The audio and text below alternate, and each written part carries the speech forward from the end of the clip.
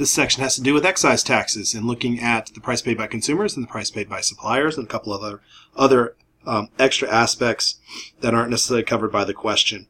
So first, we know with an excise tax that it's going to be a quantity less than equilibrium, because anytime we interfere with the market, we're going to have less than the efficient level of output. And so to find an excise tax on the graph, what we do is we find out what the size of the tax is supposed to be, and we look for a gap between the supply and demand curves that's equal to the size of that tax. An excise tax being a tax on a per unit basis. And so the distance from the supply price to the demand price would equal the size of the tax. And so we would say then that at that tax level, we find a price that demanders are paying, and that corresponds to the quantity for that tax.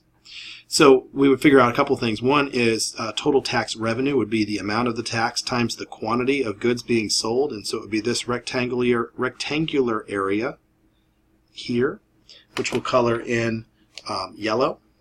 This whole area in yellow would be the value of the money that's going to the government in the form of tax revenue.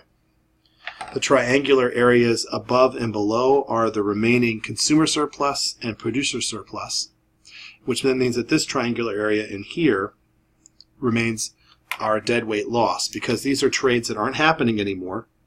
They're trades that we would have made if the market had not been interfered with, but now we cannot because the price that consumers are paying is higher than the equilibrium price would have been. And so we can then measure the deadweight loss by finding the area of this triangular spot on the graph.